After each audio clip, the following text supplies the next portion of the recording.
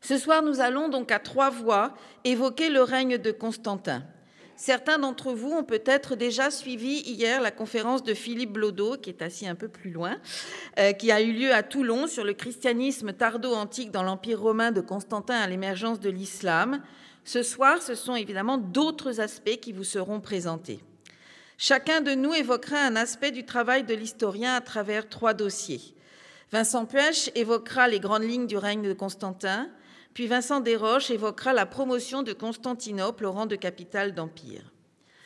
Pour ma part, je vais donc commencer et vous présenter les sources disponibles pour étudier le règne de Constantin, celles que mes collègues utilisent en évoquant quelques dossiers précis, témoignages de réalités historiques, mais aussi j'évoquerai des mythes nés par les envies des uns et des autres de s'approprier ce qu'on pourrait appeler la grande histoire dans un cadre local. Le non-spécialiste a souvent une vision limitée des sources permettant de faire l'histoire. Il pense souvent exclusivement aux sources littéraires, comme les écrits de César, de Tacite ou de Suétone. Pour le règne de Constantin, vous le verrez, elles sont nombreuses, mais elles posent aussi un certain nombre de problèmes, ce qui peut entacher l'objectivité des auteurs, et j'évoquerai quelques cas. Donc, premier point que je souhaite envisager, quelle source, quelle objectivité? Les historiens ont donc à leur disposition des sources diverses qu'il faut toujours recontextualiser afin de bien les comprendre et de les utiliser en connaissance de cause. Je ne pourrai pas ce soir évoquer toutes ces sources, elles sont fort nombreuses, mais je souhaiterais vous montrer en particulier pour le règne de Constantin ce que les sources peuvent apporter. Je commencerai par les sources littéraires, donc peut-être les plus classiques, nombreuses pour le règne de Constantin, en latin ou en grec, et se pose évidemment pour le chercheur et surtout pour les étudiants le problème de la traduction, car un texte traduit est forcément dénaturé. Donc c'est mieux d'apprendre le latin et le grec à l'école. Quand on arrive à l'université, on est prêt au moins. Le principal écueil dans leur utilisation est aussi, pour le règne de Constantin, la prise en compte de la conversion au christianisme ou pas de leurs auteurs. C'est en effet un fait primordial pour ce qui concerne celui qui fut le premier empereur chrétien. C'est le cas par exemple de Lactance, donc je vous ai mis une image qui peut représenter Lactance, auteur donc, qui est originaire d'Afrique du Nord. C'est un rhéteur qui a occupé une chaire de rhétorique. Il vit à la fin du IIIe siècle après Jésus-Christ. Converti au christianisme, il va devoir fuir devant les menaces de persécution et puis il finit par être retenu par Constantin pour se charger de l'éducation de son fils et potentiel héritier Crispus. C'est donc un homme qui va fréquenter la cour impériale et il va écrire un ouvrage, de la mort des persécuteurs, qui est un témoignage très précieux pour toute cette période. Une fois qu'on a mis de côté la partialité de ses biographies, puisque pour un certain nombre d'empereurs qu'il décrit, qui sont des ennemis de Dieu, eh bien, il évoque toujours des morts assez horribles. Et je vous ai mis ici un petit passage évoquant la mort de Galère, donc un contemporain de Constantin. Ce qui est surtout intéressant, c'est la fin du texte. Il succomba à l'horrible putréfaction au moment où toutes les parties de son corps se décomposaient. J'espère que ça ne va pas vous gâcher l'appétit ensuite. Mais vous voyez, c'est le genre de propos que tient Lactance en montrant tout ce qui peut arriver d'horrible à ceux qui sont des persécuteurs, qui sont des adversaires du christianisme. Dans la même ligne, je cherche le petit bouton. Dans la même ligne se trouve Cèpe de Césarée, qui est pareil contemporain de Constantin. Il a été ordonné prêtre, il est même évêque à partir de 313-315. Il va se rallier à la façon dont Constantin a d'envisager le christianisme au concile de Nicée en 325. Il meurt vers 340, c'est-à-dire 3 ans après Constantin, et pour lui, il voit dans la victoire du christianisme, qui a su triompher de toutes les persécutions et dans la réunification de l'Empire entre les mains d'un seul homme, eh bien, la vision, en quelque sorte, que le christianisme est triomphant et que si Constantin a réussi, c'est parce qu'il est chrétien. Et pour lui, c'est la preuve irréfutable de la véracité de sa foi. Donc, c'est évidemment un auteur très intéressant. Il écrit une histoire ecclésiastique. Et puis, il va également écrire une vie de Constantin, donc, qui est écrite à la fin de la vie de l'auteur. Donc, Constantin est mort. Mais ce livre qui évoque la vie de Constantin est une véritable hagiographie. Il en fait vraiment une présentation tout à fait intéressante, mais qui montre que Constantin est un bon prince parce qu'il est chrétien et que c'est aussi parce que le christianisme triomphe. Au contraire, Eunape de Sardes, qui écrit lui un peu plus tard, à la fin du IVe siècle, donc bien après la mort de Constantin, écrit une histoire des Césars où il évoque plutôt des aspects un peu contradictoires, car Eunape de Sardes est lui un païen.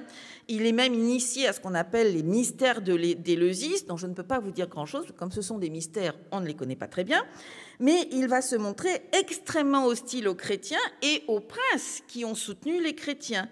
Et donc, la vision, évidemment, qu'il propose de Constantin n'est pas du tout celle de Lactance ou de Zèbe de Césarée.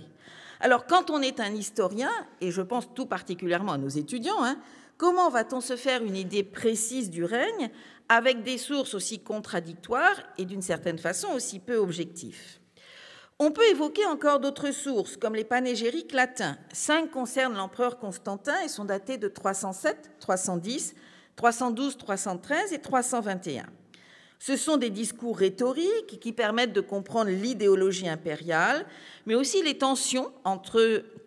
Alors, je vais utiliser le terme de tétrarque qui a soulevé aujourd'hui des interrogations, mais pour faire simple, donc les 4 empereurs qui vont cohabiter au pouvoir. Ça permet également de suivre les déplacements des princes dans tout l'Empire, donc c'est extrêmement utile. Et les auteurs, qui sont principalement des rhéteurs qui viennent de l'école d'Autun, ont été choisis pour prononcer ces discours devant le prince, qu'ils parlent bien et qu'ils écrivent bien. Il s'agissait, tout en magnifiant le prince et en faisant l'éloge, ou en le remerciant, de faire éventuellement passer quelques messages sur la misère vécue par les uns et par les autres. Mais il n'y a pas de critique du régime. Donc ce sont des textes intéressants, mais qui restent, je dirais, assez neutres sur des explications que les historiens aimeraient bien avoir.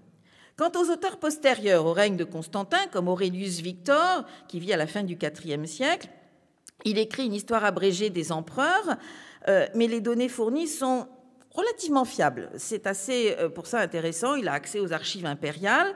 C'est un fonctionnaire impérial, et donc il peut avoir accès à ces archives. Mais ses vies sont résumées. Pour certains empereurs, ce n'est pas le cas pour Constantin, mais c'est juste quelques lignes. Et en quelques lignes, évidemment, on ne peut pas se faire une idée très précise d'un règne, même si le règne est court. En plus, il a un ton un peu moralisant. Il exalte chez les princes ce qu'on va appeler la sobrietas et il dénonce les abus des agents impériaux. Il était lui-même un agent impérial, donc il devait bien savoir de quoi il parlait. Eutrope, son contemporain, propose lui aussi un résumé de la vie des princes, le Breviarium. Comme Aurelius Victor, il a sans doute accès aux archives impériales. Il a rempli en effet un certain nombre de charges administratives. Mais néanmoins, ce qui est assez intéressant avec Aurelius Victor, c'est qu'il va utiliser pour ses vies de princes des auteurs antérieurs, comme Suétone pour les princes du 1er siècle. Et là encore, ces notices sont très courtes et très sèches. Ça ressemble un petit peu, si vous voulez, au petit résumé des manuels scolaires qu'on pourrait proposer aujourd'hui à nos enfants, enfin aux étudiants ou aux lycéens et collégiens. Donc ces sources littéraires sont donc partisanes, partielles et souvent postérieures au règne de Constantin. Pour en vérifier la véracité et comprendre les enjeux pouvant y être évoqués, l'historien se doit d'avoir recours à d'autres sources, parfois moins accessibles, mais qui ont l'avantage d'être contemporaines du règne étudié, de proposer un discours cohérent et répétitif dans le cadre de toutes les provinces de l'Empire, des documents qui sont souvent datés avec une relative précision, au moins par l'année. Ces documents, qui pour la plupart émanent du prince et de ses services, sont aussi de comprendre les enjeux idéologiques et de suivre les aléas d'un règne entre victoire et préparation de succession, par exemple. Les inscriptions sont les premières de ces sources que j'évoquerai. Les textes gravés en latin ou en grec vont nous permettre, et placés dans les espaces publics principalement, comme le forum, sont des dédicaces de monuments ou des hommages rendus à Constantin. On y trouve par exemple la titulature du prince qui va évoluer avec le temps. Alors je vous ai mis ici un petit récapitulatif des changements principaux avec sa date de naissance. Et vous pouvez voir qu'au fur et à mesure qu'on avance dans le temps, au fur et à mesure que Constantin prend de nouveaux pouvoirs, eh bien son nom change et vous avez des termes qui apparaissent. En 306, il est Nobilissimus Caesar, c'est l'héritier. Et puis, quand il devient en 307 l'empereur, il est Imperator. Et puis, en 315, on va ajouter Maximus Augustus, le très grand Auguste, le triomphateur de tous les peuples, le restaurateur de la liberté, le restaurateur de toute la terre. Voilà, donc ça prend plus de place à écrire, mais en même temps, ça nous permet de dater les documents. Donc c'est évidemment très intéressant. Les monnaies sont aussi des sources importantes d'informations. Elles sont également datées par la titulature impériale. Elles témoignent, outre de la politique monétaire de l'empereur, suivant la frappe monétaire, avec l'évolution en particulier du poids des monnaies, etc., de ses choix idéologiques. Chaque face comporte un texte et une image, et sur le droit figure généralement, donc c'est l'image qui est de ce côté-là pour moi, donc à ma droite, figure donc l'image du prince avec la titulature, et puis sur le revers, les images renvoient soit à des épisodes du règne, soit à des choix liés à la propagande impériale. Alors cette monnaie a été frappée à Londres entre 310 et 312, et vous avez sur le revers une scène de ce qu'on appelle d'adventus, c'est-à-dire d'entrée dans la ville, où Constantin apparaît sur un cheval, drapé, cuirassé, portant donc tenant la main gauche avec une petite couronne, et puis vous voyez que dans la main droite, une petite couronne, et dans la main gauche, il porte une lance. Donc évidemment, on est là avec un symbole important du pouvoir, et vous remarquerez que son cheval est en train de piétiner un petit captif, ce qui évidemment évoque là encore la victoire.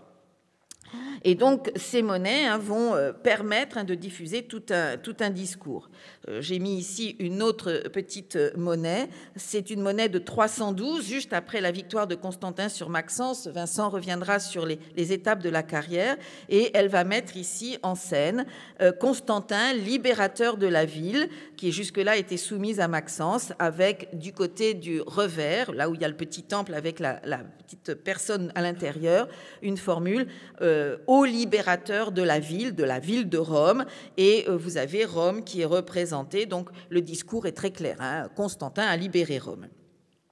Alors je ne dirais, le même thème de libérateur figure également sur l'arc de Constantin. Je ne dirais qu'un mot rapide des traces archéologiques laissées par les empereurs, statues ou bâtiments sont autant d'éléments qui complètent l'image d'un règne.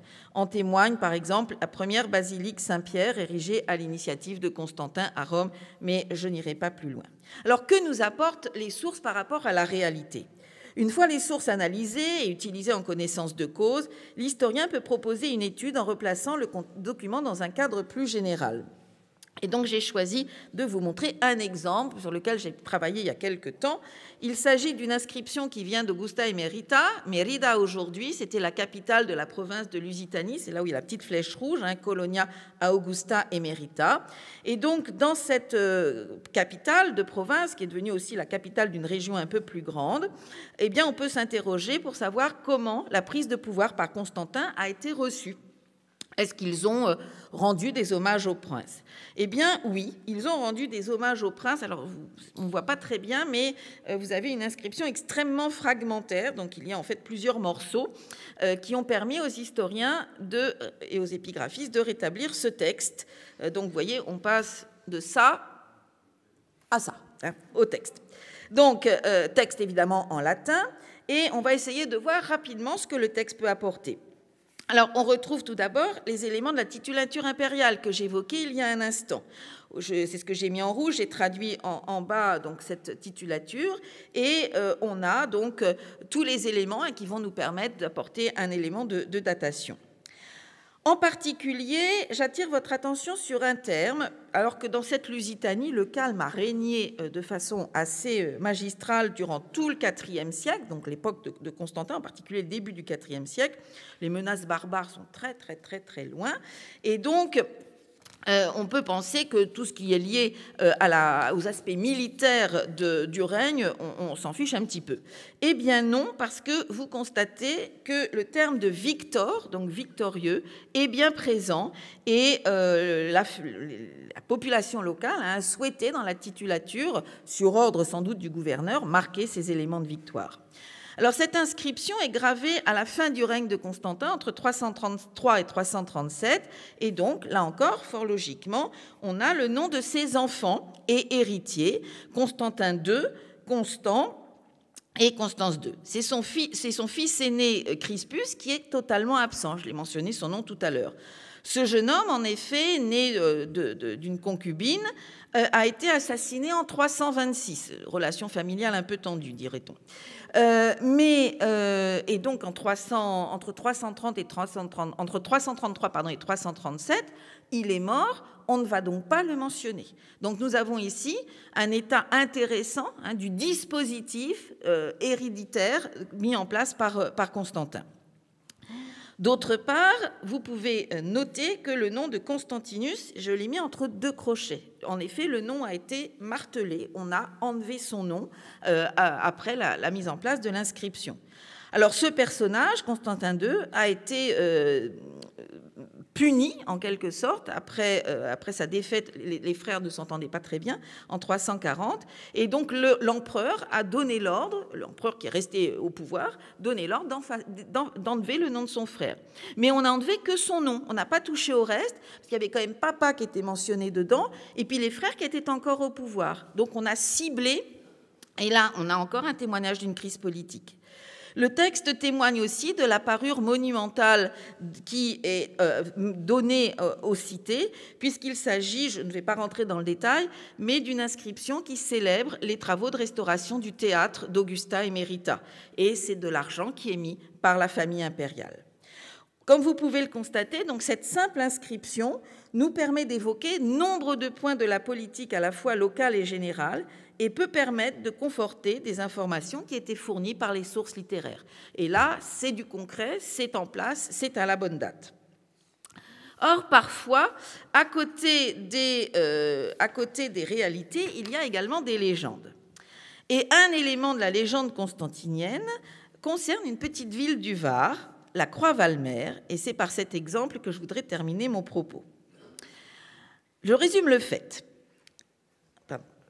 Excusez-moi, Constantin donc a pris le pouvoir dans un contexte un peu particulier, mais avec des avancées tous les ans, il a eu des pouvoirs un peu plus importants, une place un peu plus importante dans la tétrarchie.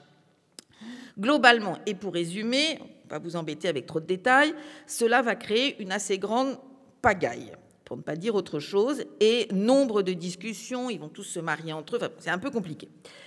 À ce moment-là, Constantin réside alors à Trèves ou en Arles, et deux traces de villes où on a des traces des résidences impériales. Il ne peut accepter qu'un rival, Maxence, vous savez son nom à l'écran, prenne le pouvoir à Rome, et il va donc décider, en 312, de se diriger vers l'Italie pour combattre Maxence. Il est le vainqueur au pont Milvius le 28 octobre 312, et c'est sans doute dans ce contexte-là, on aura l'occasion sans doute d'y revenir, qu'il y a une christianisation, en tout cas, de Constantin. Or, pour arriver à Rome depuis son lieu de résidence, Trèves ou Arles, Constantin serait passé par la Croix-Valmer, et c'est là qu'il aurait eu ce songe, lui disant qu'il allait vaincre en utilisant la croix. Alors, la vérité historique, je suis désolée, j'espère qu'il n'y a pas trop d'habitants de la Croix-Valmer ici, je vais me faire lapider sinon. La vérité historique est beaucoup moins valorisante pour la Croix-Valmer, mais assez amusante. On peut en effet essayer de restituer le trajet de Constantin depuis Arles en particulier, depuis Trèves, vous comprenez aisément qu'il n'a pas pu passer par la Croix-Valmer, mais depuis Arles, eh bien, la route en fait ne passe pas au bord de la mer, donc ne passe pas du tout à la Croix-Valmer. On a retrouvé, c'est la Via Aurelia, on a retrouvé des indications de cette voie, donc on la connaît parfaitement, et ça ne passe pas à la Croix-Valmer. Alors, vous me direz, mais il a pu s'arrêter quand même pour faire un petit dodo. Et en particulier, il y a une super villa romaine, la villa de Pardigon, qui est une très très grande villa. Bon, si les empereurs, quand ils se promènent, s'arrêtent dans toutes les villas grandes du territoire, ils vont jamais arriver à Rome. Et donc, là encore, beaucoup de doutes que Constantin se soit arrêté à cet endroit-là. Alors, j'ai regardé un petit peu d'où venait cette idée que Constantin était passé par la croix Valmer. Et en fait, la légende naît au XIXe siècle. Voilà, vous commencez à comprendre pourquoi c'est important de connaître les sources. Alors, on a effectivement, au XIXe siècle, un domaine de la Croix qui est fondé en 1892 par un groupe de personnages qui sont des soyeux lyonnais. Donc, ils rachètent un domaine viticole, ils vont s'installer. Et donc, c'est au niveau de la future petite ville de la Croix-Valmer. Et puis, le 16 avril 1893, alors, il me manque le lien entre leur installation, c'est des soyeux très catholiques. Donc, Constantin, on aura l'occasion de le dire, est devenu un saint. Donc, ils sont sans doute touchés par cet événement. Et en 1893, donc, une grande croix est inaugurée par les Monseigneur Mignot, l'évêque de Fréjus. Une croix de 8 mètres de haut qui est érigée à un carrefour. Donc, ce n'est pas un petit truc, c'est vraiment important. Alors, justement, sont présents les membres de cette société du domaine de la Croix. Et c'est à partir de là que naît l'idée que Constantin est passé à la Croix-Valmer et que c'est là qu'il a eu son songe. Alors évidemment, c'est un petit peu, pour l'historien antiquisant, un peu difficile à accepter. Et aujourd'hui, même sur le site de la Croix-Valmer, il y a toute une série d'informations qui expliquent bien justement que c'est une légende qui est née au XIXe siècle. Néanmoins, il y a quand même, parce que j'ai pas mal fouillé sur Internet, des gens qui croient encore que Constantin est passé. Et voilà leurs arguments. Il a choisi de faire un détour terrestre sur un parcours entre Fréjus et Toulon, où les sites romains n'étaient pas nombreux. Alors pourquoi est-ce qu'il ne se serait pas aussi rendu sur les pas de Marie-Madeleine ? On ne sait pas pourquoi elle arrive là. Constantin a pu embarquer au port de Fréjus, tandis que ses troupes prenaient la voie terrestre. Oui, sauf qu'il va rencontrer le père de Maxence dans le nord de l'Italie. Ce n'est pas très logique. Constantin a pu avoir à se rendre à Marseille, où nous savons qu'il avait dû résoudre des problèmes posés par Maximien, donc le père de Maxence. Aucune trace dans les sources d'un passage à Marseille. Enfin, c'est un fait majeur. Il y a la villa donc, de Pardigon, une très grande villa maritime. Et ce n'est pas parce qu'il y a des grandes villas que l'empereur passe. Donc, désolé, Constantin n'est pas passé à la Croix-Valmer. Ou s'il y est passé, ce n'est pas forcément là qu'il a eu son songe. Et en tout cas, nous n'avons aucune trace dans les sources de cet événement. L'historien doit donc rester vigilant et bien connaître les sources dont il dispose. Il doit aussi faire preuve d'objectivité afin de rendre au plus près la réalité des faits. Ce n'est pas parce qu'on a très envie qu'il soit passé quelque chose chez soi qu'il faut créer des petits monstres.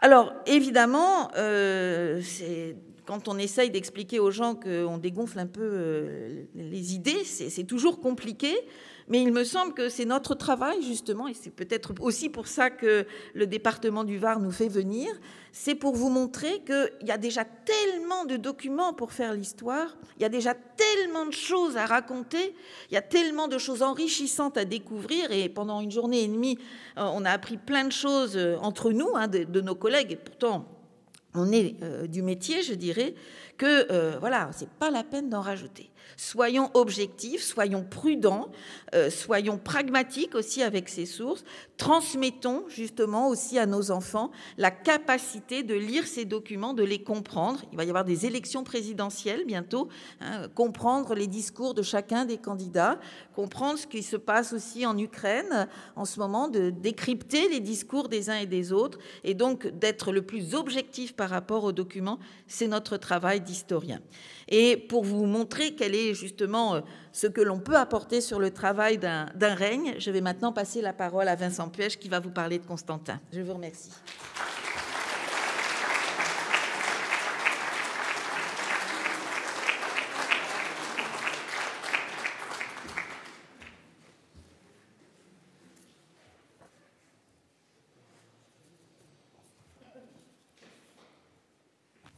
Bien, je relève un peu tout ça.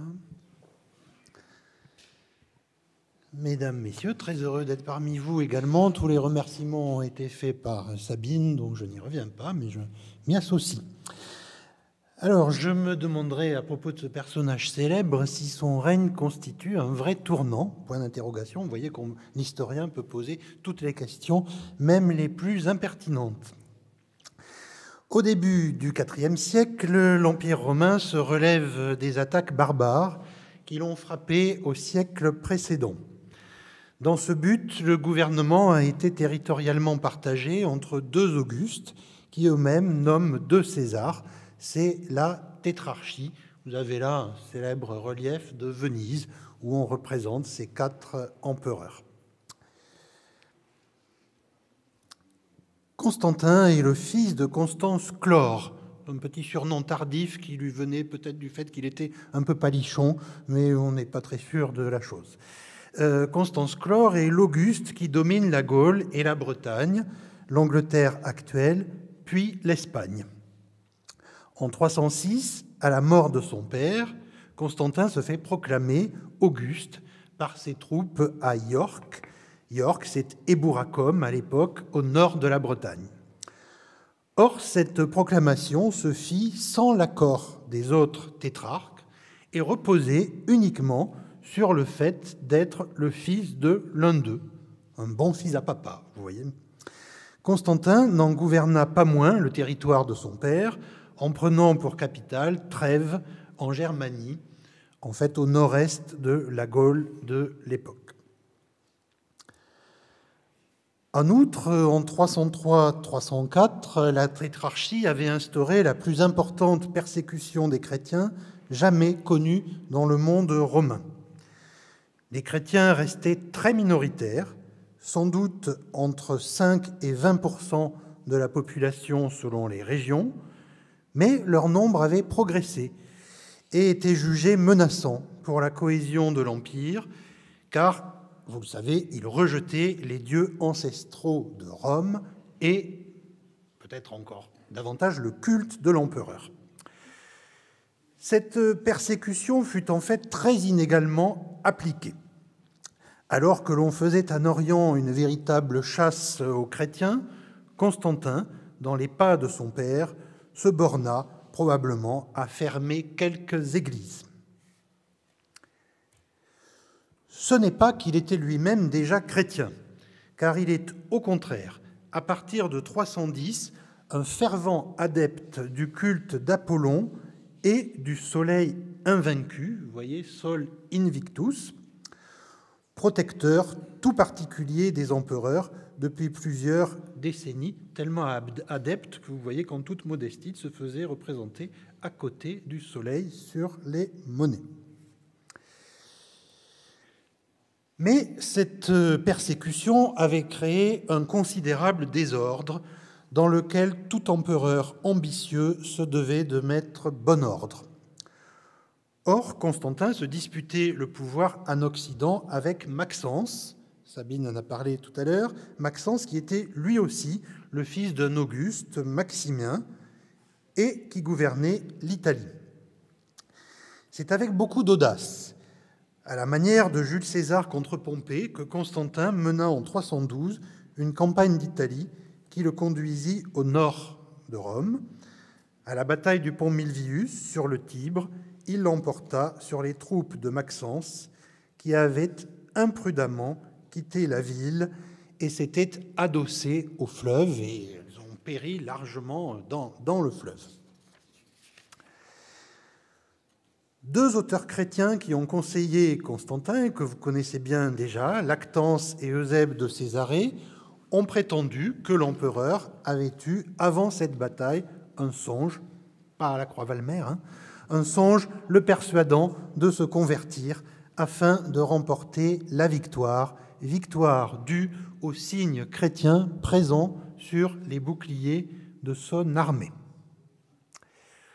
Je vous ai fait figurer ici une mosaïque postérieure, mais qui vous donne une idée de ce que pouvait être ce signe sur les boucliers de l'armée. Alors, autant le dire, nous ne connaîtrons jamais les motifs personnels de cette conversion. Nous n'en avons aucune source précise. Mais ce que l'historien peut dire, c'est ce qu'il peut dire maintenant, après de nombreux débats, c'est qu'elle eut bien lieu à cette époque, après que Constantin a été en contact en particulier avec quelques évêques gaulois. Cette conversion était un moyen de sortir par le haut de la persécution et surtout un extraordinaire pari sur la force d'entraînement politique d'une telle rupture religieuse. Rappelons cependant que les chrétiens restaient très minoritaires, et en particulier parmi les élites dirigeantes de l'Empire, toujours susceptibles de contester le pouvoir d'un empereur. Et justement, l'Auguste d'Orient, Licinius, était païen. En 313, les deux empereurs se rencontrèrent à Milan et décidèrent de légaliser le christianisme. Cette décision avait été préparée par un édit de tolérance promulgué sur son lit de mort par un autre Auguste d'Orient, Galère, en 311. On a parlé de sa mort il y a un instant. Mais cet édit de Milan, entre guillemets, ça c'est vraiment des discussions de spécialistes qui vous importent peu, cet édit allait beaucoup plus loin en restituant tous leurs biens aux chrétiens et elle fut suivie par l'octroi de nombreux privilèges et bienfaits matériels aux églises. Constantin s'installa à Rome et y fit débuter la construction d'une cathédrale, la future église Saint-Jean de Latran. Les travaux de la basilique Saint-Pierre du Vatican furent à peine commencés, bien plus tard d'ailleurs, vers la fin des années 320, et se limitèrent alors à un monument sur la tombe de l'apôtre. C'est la seule chose dont nous puissions être sûrs. Et surtout, dans le même temps, Constantin se coulait dans les traditions romaines inspirées par le paganisme.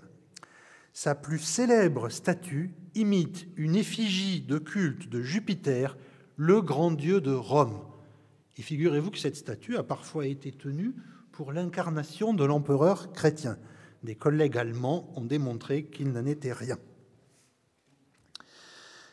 Mais Constantin ne procéda jamais à un triomphe qui aurait impliqué de sacrifier lui-même à Jupiter sur le Capitole.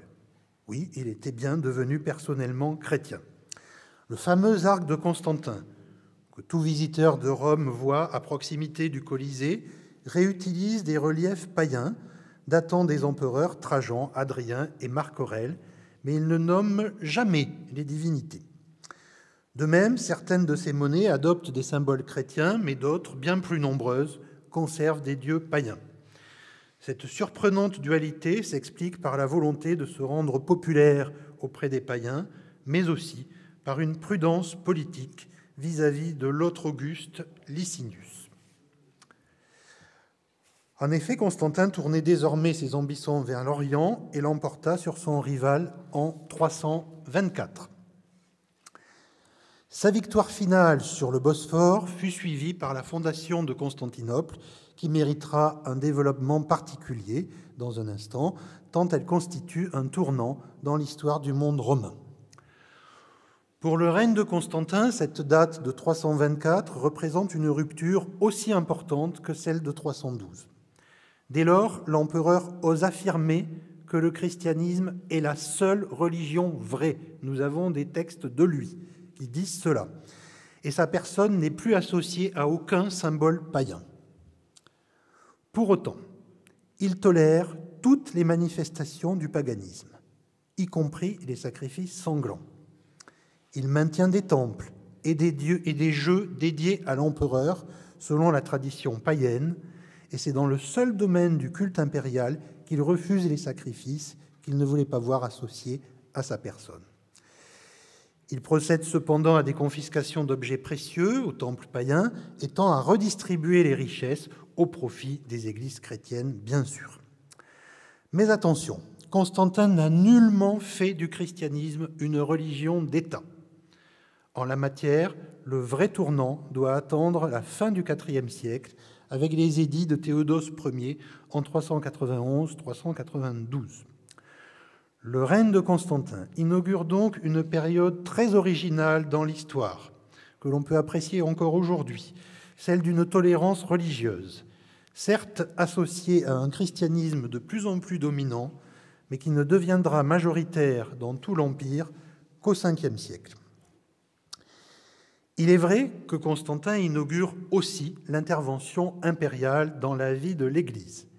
En 325, il préside le concile de Nicée, au nord-ouest de l'Asie mineure, Turquie actuelle, non loin de Constantinople, et autant que le songe du pont Milvius, cet épisode a fait l'objet d'une abondante iconographie chrétienne.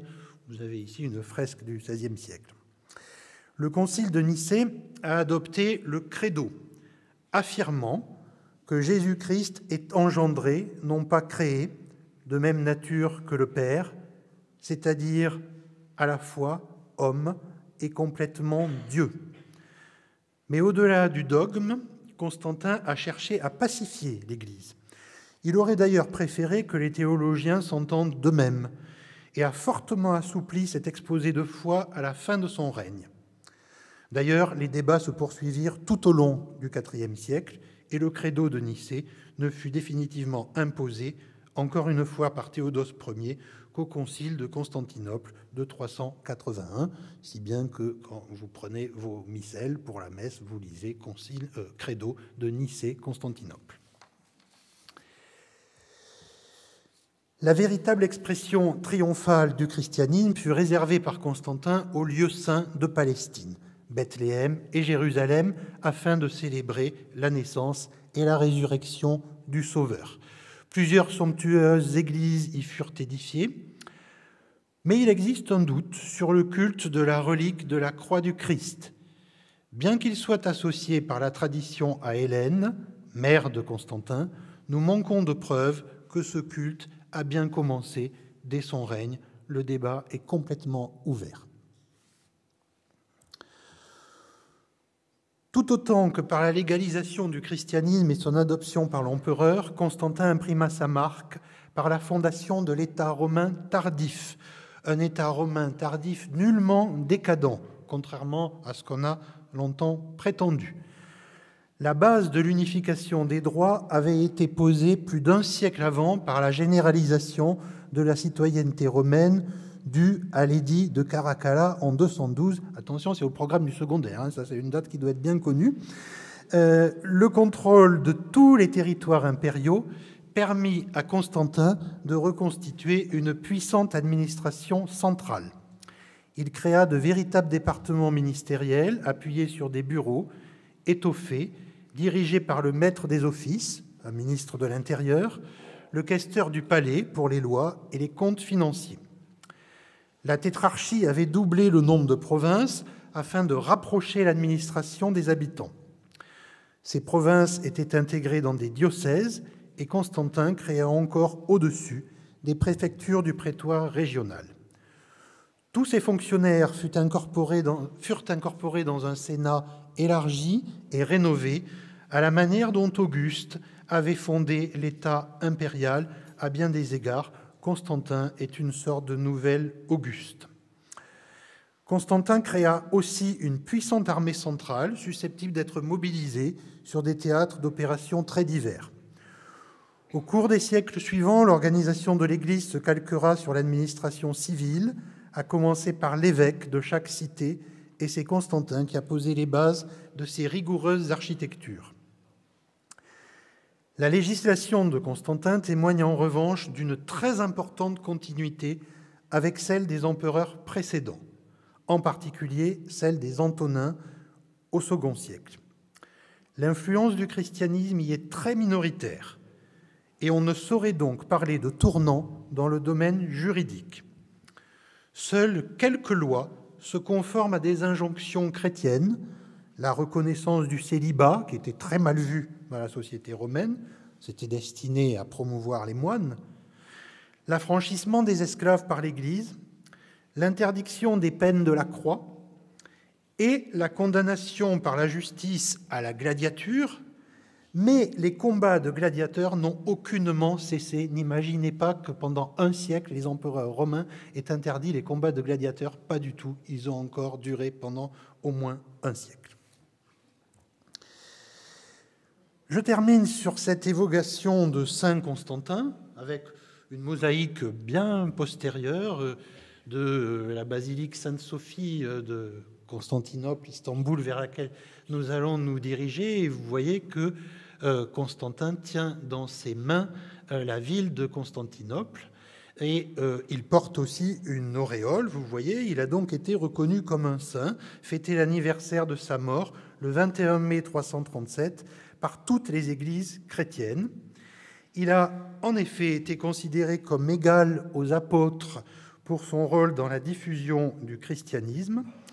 Mais vous avez compris que s'il a posé les bases de l'État romain tardif, on ne peut pas dire qu'il a fondé l'Empire chrétien. Son règne témoigne, au contraire, de sa grande prudence dans le domaine religieux et finalement ainsi surtout de ses insignes qualités politiques. Je vous remercie.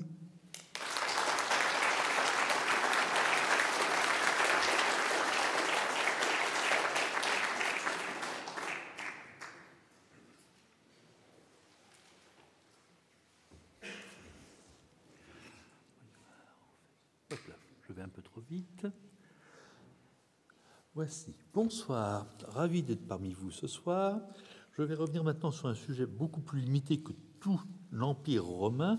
C'est l'essor initial de la nouvelle ville, qui n'est pas encore vraiment la nouvelle capitale, Constantinople. Alors, j'ai pris une période qui dépasse largement, bien sûr, le règne de Constantin, qui meurt en 337, nous l'avons dit, pour aller jusqu'en 451 approximativement, à quelques incursions, parce que le cycle de vie d'une ville n'est pas tout à fait de la même longueur que celui d'un homme. En effet, pendant cette durée relativement brève, à peine plus d'un siècle, une ville qui était assez médiocre jusque-là, sous le nom de Byzance, devient finalement la capitale de l'Empire romain d'Orient, au moment même où Rome va finir par décliner, dans un phénomène qui a très peu de parallèles dans l'histoire universelle. On est tenté d'évoquer une autre ville du monde orthodoxe, bien sûr, c'est Saint-Pétersbourg, fondée au début du XVIIIe par Pierre le Grand, littéralement à partir de rien, et qui en moins d'un siècle devient une capitale tout à fait extraordinaire. Alors, refonder une ville au point que ce soit pratiquement une nouvelle ville, à qui on donne un nouveau nom, la ville de Constantin, Constantinopolis. Quand vous êtes dans un pays comme l'Amérique du XVIIIe ou l'Australie du XIXe, où il n'y a rien, bien sûr, comme ville, c'est pas très compliqué. Tandis que là, au contraire, Constantinople s'installe dans un empire qui est urbanisé à un point tout à fait extraordinaire, de centaines de villes, en partie justement dans la région environnante. Tout le problème de Constantinople, c'est de savoir comment elle a pu réorganiser tous ces réseaux urbains à son profit. Alors, ce n'est pas une entreprise si simple. On a des exemples historiques parallèles relativement récents. Par exemple, dans les années 20, Mustafa Kemal, après avoir sauvé l'indépendance de la Turquie contre la Grèce, déplace la capitale justement d'Istanbul, Constantinia en réalité le nom officiel turc jusqu'à ce moment-là, et la met à Ankara, où elle est toujours, comme vous savez, mais vous savez aussi que ce mouvement destiné à avoir une capitale en plein milieu d'un pays authentiquement turc, si j'ose dire, Istanbul étant un peu trop cosmopolite du point de vue de Mustafa Kemal, a en bonne partie échoué. Istanbul reste la vraie capitale économique et culturelle du pays. On peut invoquer aussi l'exemple de Brasilia. Au contraire, ici, ça va réussir. Alors, je vous ai présenté, donc maintenant, c'est merveilleux, on a des sénateurs qui vous présentent des reconstitutions de la ville. Vous avez l'État approximativement jusqu'en 451. Donc, nous sommes à la pointe de la Corne d'Or la plus proche de nous. Ce que vous voyez tout à fait à gauche, c'est en fait le palais impérial, une première grande place ronde qui est justement celle de Constantin. Et la limite, la grande muraille qu'on voit tout au fond, c'est une muraille qui est en place à partir de 414 sous Théodose II, donc assez loin. La ville de Constantin ne fait que les 2/3. On devine l'enceinte qu'on reconstitue habituellement, vous voyez, aux 2/3 de la longueur, pratiquement par rapport à la montagne théodosienne.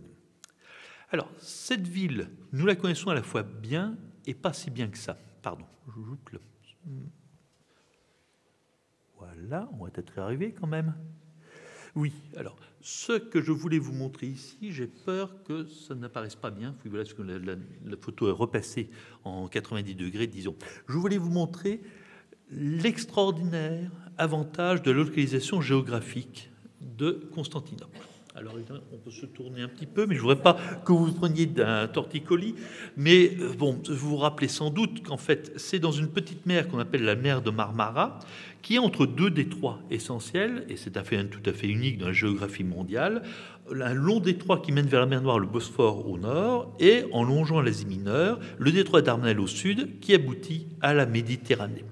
Ce qui fait que Constantinople permet de maîtriser en fait le passage entre mer Noire et Méditerranée, et que du côté terrestre, en été, la Via Egnatia, une grande route qui vient de l'Albanie actuelle, arrive justement dans la région. Elle maîtrise donc les communications très largement.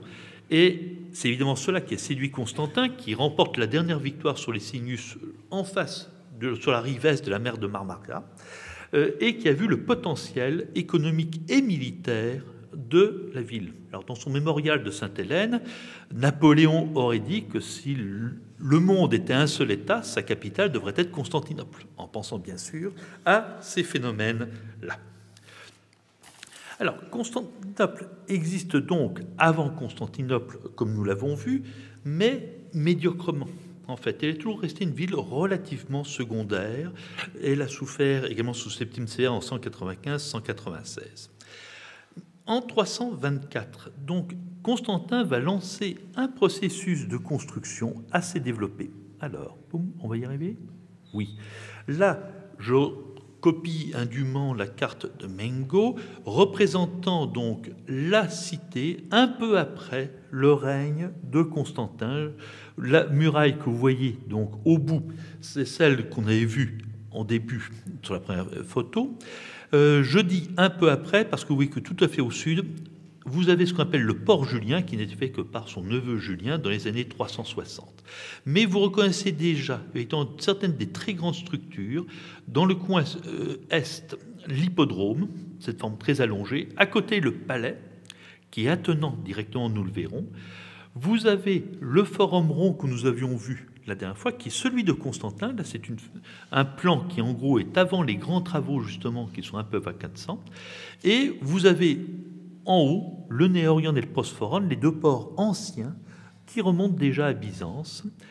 Et vous voyez quelques-unes des rares églises qui existent à ce moment-là, qui sont peu nombreuses, en fait. Pas loin du palais impérial Sainte-Irène. Sainte-Sophie, en fait, n'est construite qu'après Constantin. Une église tout à fait à l'ouest, Saint-Mokios. Et vers le nord, vous voyez ce qu'on appelle les Saints Apôtres. Une construction très étonnante qui indique bien le christianisme de Constantin et sur laquelle nous reviendrons. Les quelques carrefours vous montrent ce qu'on appelle le tétrapylone, un monument normal, une sorte d'arc qui donne 4 ouvertures pour les carrefours. Et vous voyez indiqué au carrefour de la Messée, à gauche, un capitole où se trouvait le Philadelphion, l'endroit où les frères s'aiment, et c'était l'endroit où se trouvait le bloc des 4 statues de tétrarques qu'on vous a montré à l'instant, qui ont été transférées à Venise, parce que lorsque les croisés occidentaux ont pris Constantinople en 1204, ils ont organisé un transfert absolument extraordinaire de statuaires et autres, et aussi de reliques, ce qui intéressait peut-être encore plus. Et on a un petit bout de la statue qui était retrouvé en fouille à cet endroit-là, qui manquait justement à la statue.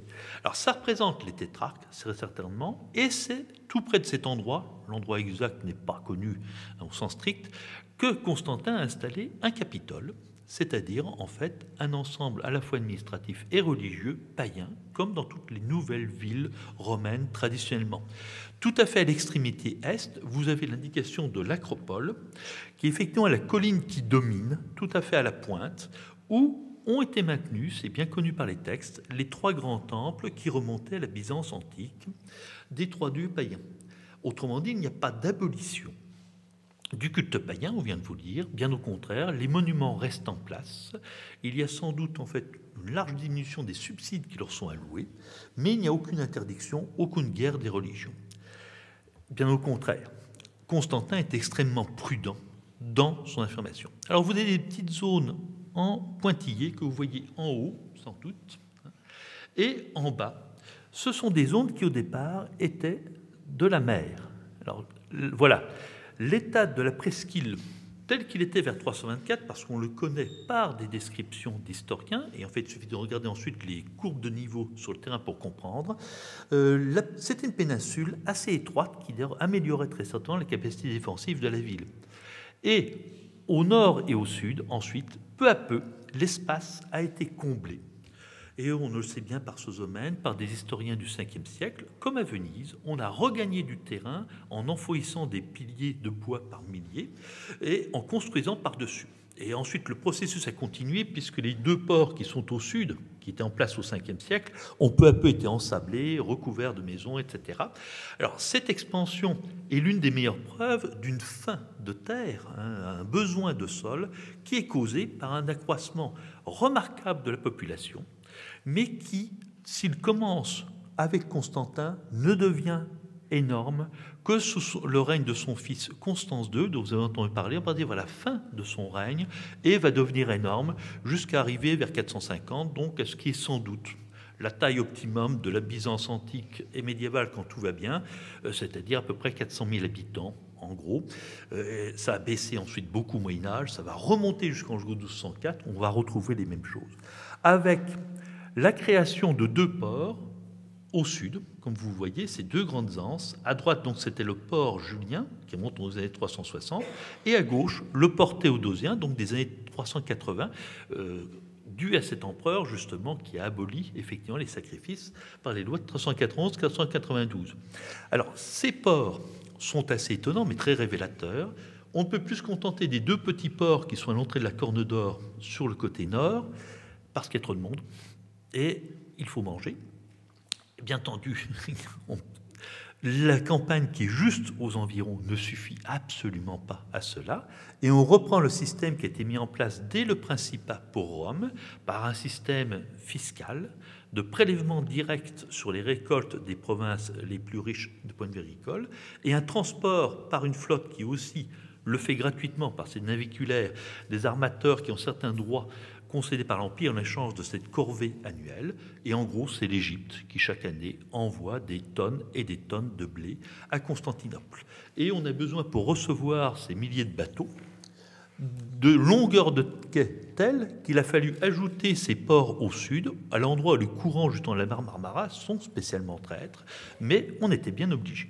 Alors, ce n'est pas la seule chose qui manque, bien sûr.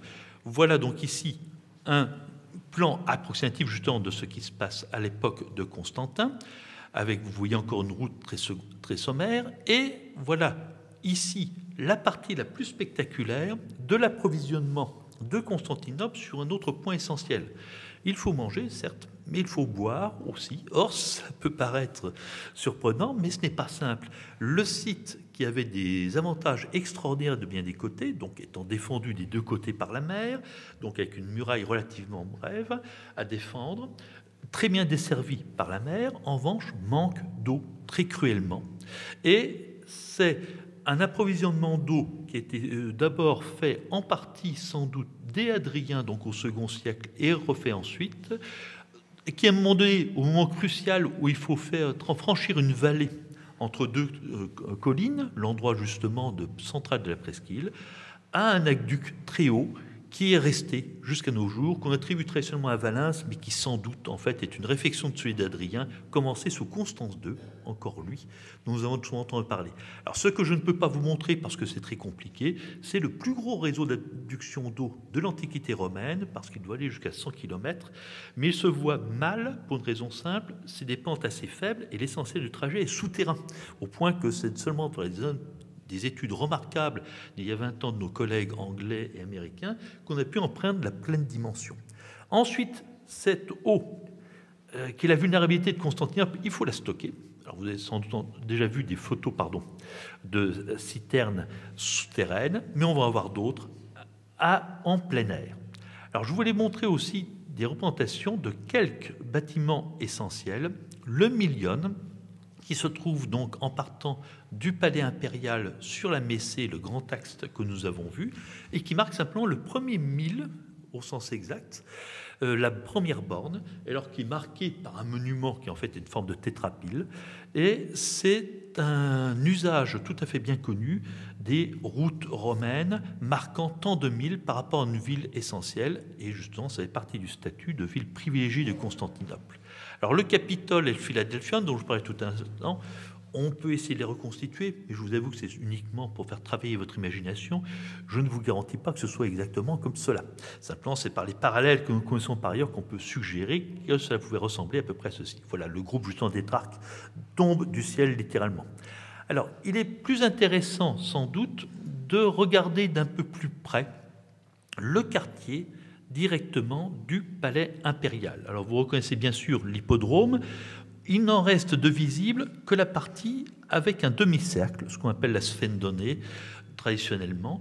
L'essentiel est encore dégagé, mais plus visible en surface, dans At Meydan, dans la place des chevaux, dans l'Istanbul moderne.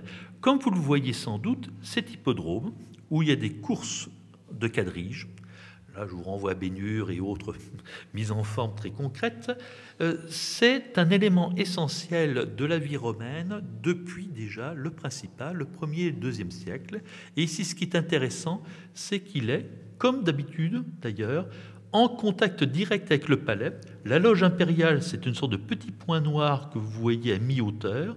L'empereur arrive directement par un couloir du palais et assise de sa loge, qu'on appelle le catisma, à pratiquement toutes les courses. Pourquoi ? Parce que l'hippodrome n'est pas seulement un endroit de distraction, c'est ça aussi, bien sûr, mais c'est aussi un endroit où, à travers la rivalité des factions, c'est-à-dire différentes équipes concurrentes de cochers, auxquelles l'empereur prend en un sens part, il y a des acclamations adressées à l'empereur, des requêtes à travers ces acclamations, et un dialogue qui parfois est de nature quasi politique, au point qu'on sait bien que quand ce dialogue tourne mal, en 532 sous Justinien, c'est une émeute qui manque emporter le régime impérial qui va déclencher l'incendie justement de l'essentiel de ce quartier, et ça va amener à construire justement de nouvelles églises. Alors le plan du palais, hein, c'est ici à titre de représentation si j'ose dire, vous voyez indiqué Hagia Sophia, donc Sainte-Sophie.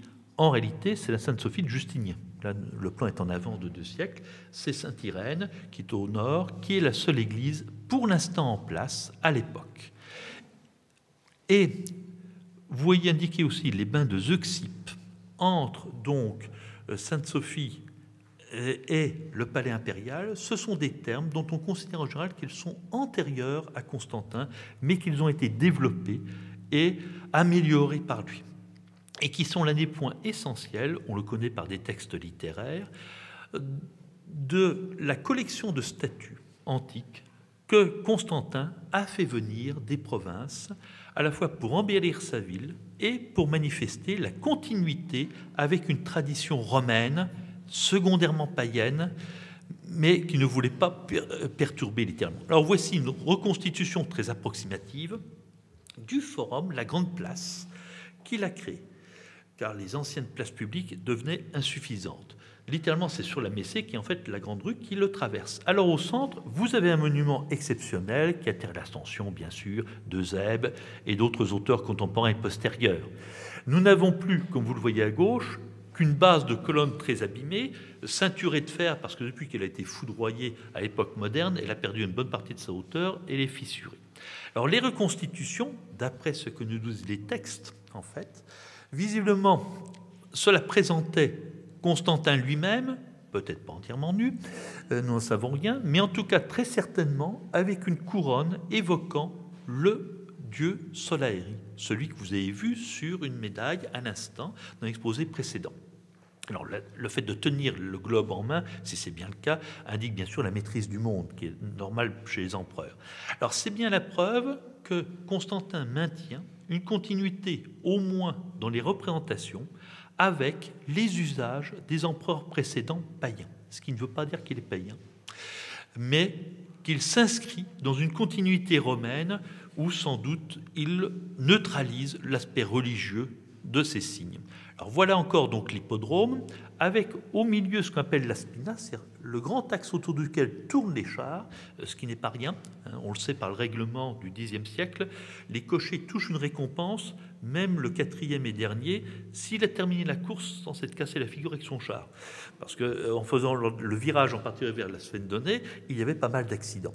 Alors cette longue barre est très intéressante, vous devinez dessus, au milieu, un grand obélisque qui est venu d'Égypte, dont le frère était sans doute devant le Capitole, d'après différents textes, avec d'autres statues et éléments de l'Antiquité, et en particulier une qui est très célèbre, la colonne serpentine, qui est empruntée au sanctuaire de Delphes.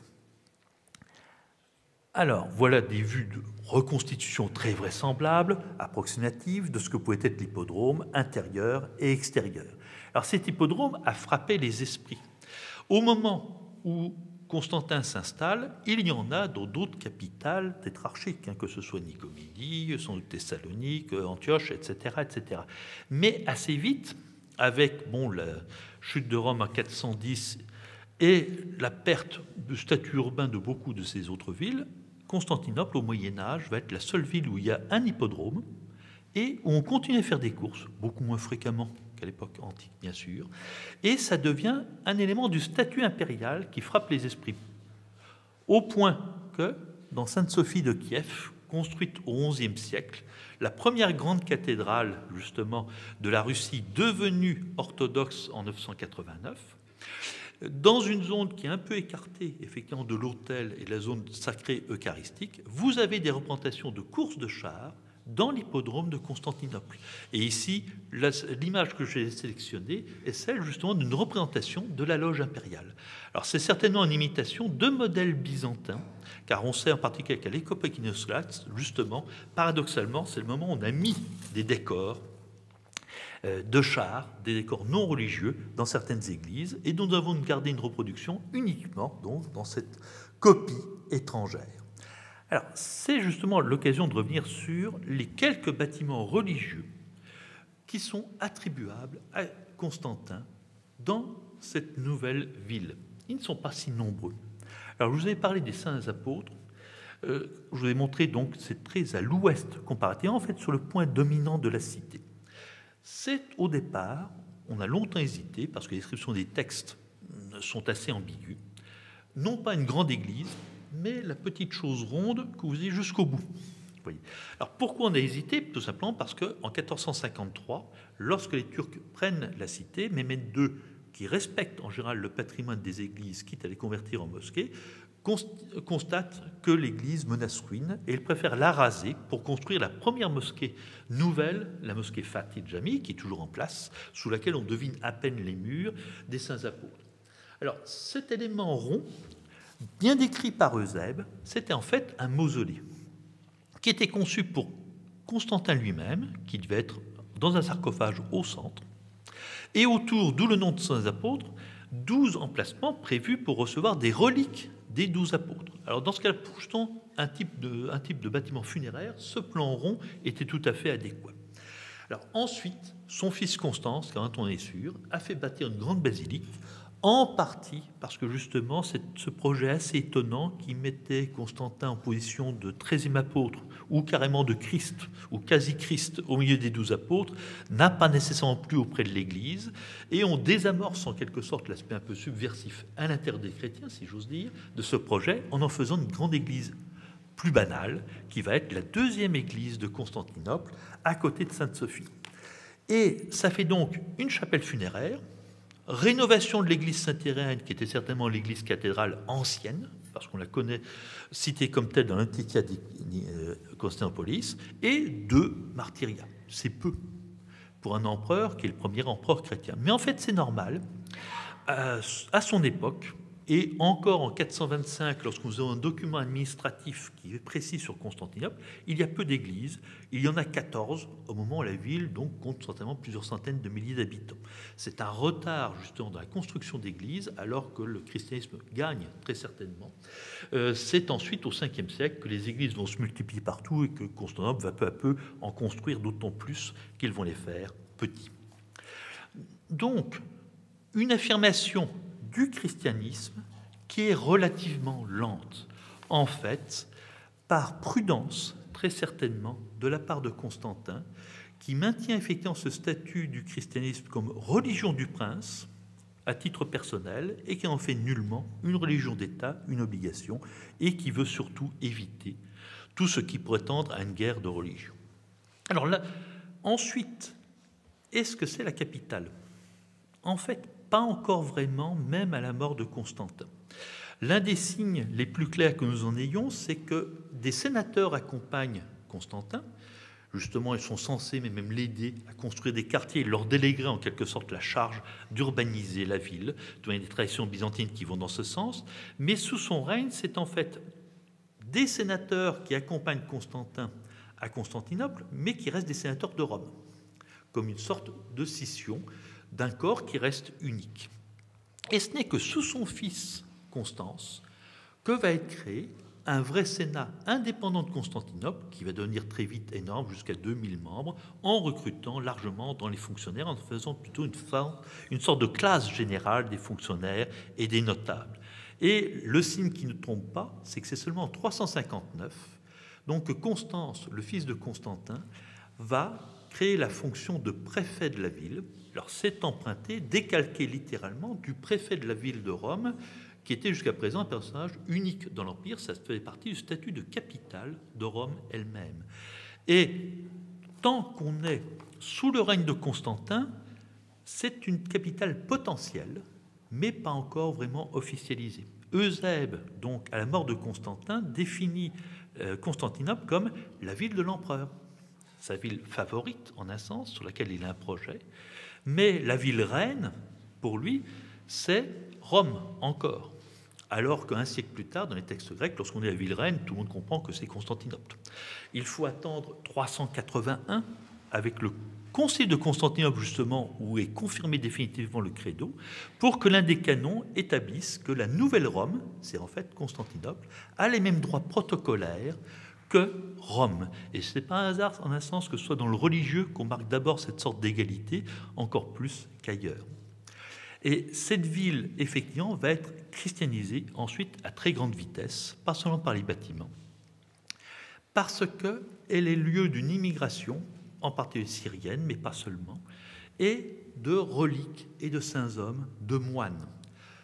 Alors, l'un des textes les plus fabuleux, c'est un texte de un peu avant 500, la vie de Daniel le Stylite, qui vient vivre sur une colonne, enfin une plateforme, on une colonne, dans la banlieue de Constantinople, en imitant Siméon Stylite. Et ce moine syrien qui part de la région d'Antioche, en fait, va à Constantinople parce qu'il croise un homme mystérieux, dont il comprend plus tard qu'en fait c'est un ange du Seigneur, qui lui dit « Mais non, reste pas dans ta province, va à la Nouvelle Jérusalem ». Et la Nouvelle Jérusalem, c'est Constantinople, qui, à partir justement en gros du VIe siècle, devient un véritable amoncellement de reliques, de lieux saints et autres, une vraie ville chrétienne. Merci de votre attention.